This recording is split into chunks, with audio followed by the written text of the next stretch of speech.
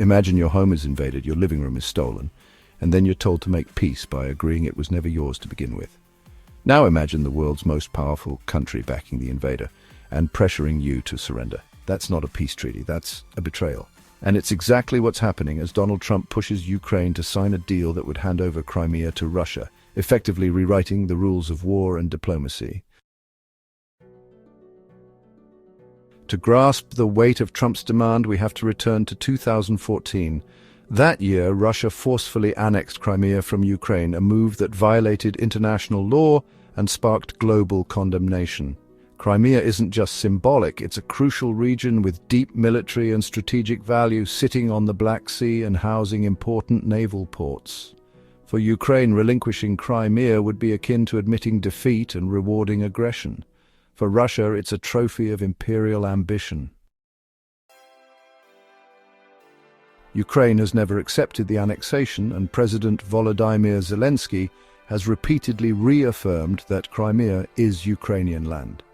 It's a non-negotiable stance rooted not only in law, but in national identity and survival. But Donald Trump sees this differently. In a video that lit up social media and diplomatic circles alike, Donald Trump made a startling declaration. "We have a deal with Russia," he said with characteristic bravado. "We just need Zelenskyy to agree. He has no cards to play. He should get it done." On the surface, that may sound like a push for diplomacy. In reality, it's a thinly veiled ultimatum. Trump's vision of peace demands that Ukraine accept the loss of Crimea, abandon its ambitions of NATO membership, and trust that Russia, after years of war crimes and false promises, will honor the deal.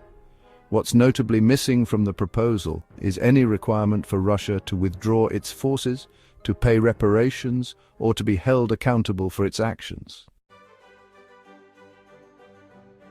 This isn't diplomacy, it's coercion. It's a demand that the victim formalize the crime against them, with nothing in return but the promise of temporary silence. Trump's approach is eerily reminiscent of the 1938 Munich Agreement, when European powers allowed Hitler to seize the Sudetenland from Czechoslovakia in the name of peace. That agreement didn't prevent war, it enabled it. The world soon watched as Hitler, emboldened by the West's weakness, marched across Europe unchecked. We are at a similar crossroads today. If the United States, under Trump's leadership, legitimizes Russia's land grab in exchange for quiet, it sets a chilling precedent.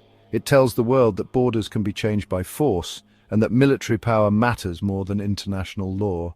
It gives license to every authoritarian regime watching from the sidelines, particularly China, which has long eyed Taiwan with similar intent. Trump's claim that Zelenskyy has no leverage is more fiction than fact. While Ukraine is outgunned on its own, it is not alone. With backing from NATO, the European Union, and billions in international military and humanitarian aid, Ukraine has resisted one of the largest armies in the world for over 2 years. That resilience is not the mark of a powerless nation. Moreover, NATO's combined economic and military power dwarfs that of Russia.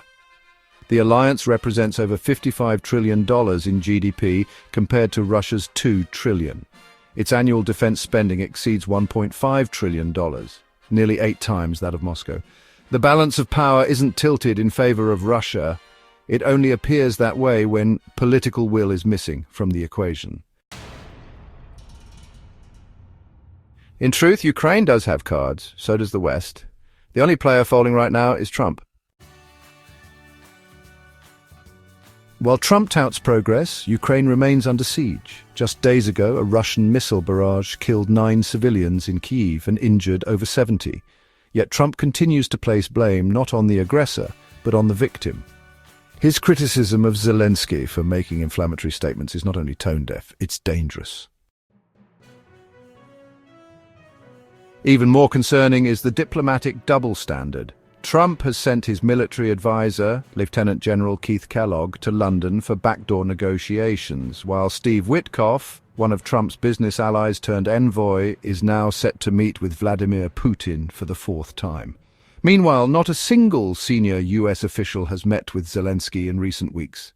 The message is clear: pressure Ukraine, not Russia. President Zelenskyy has refused to budge, telling reporters there is nothing to talk about. For him and for millions of Ukrainians, conceding Crimea is not an option. It's not a political chess piece. It's a matter of sovereignty, justice, and dignity.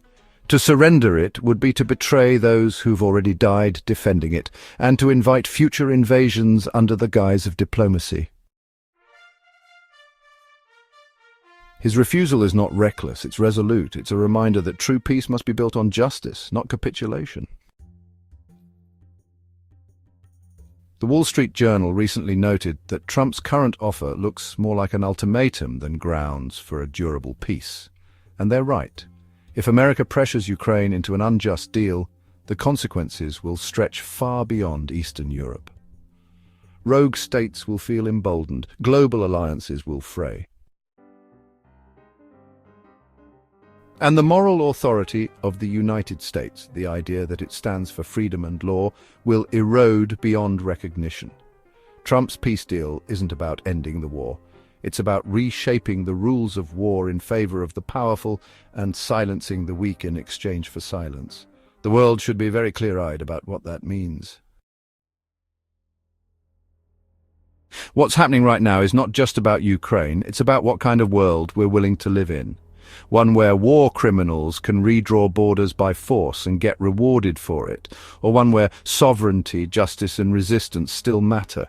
Peace is noble, but peace built on surrender is not peace, it's prelude. Thanks for watching.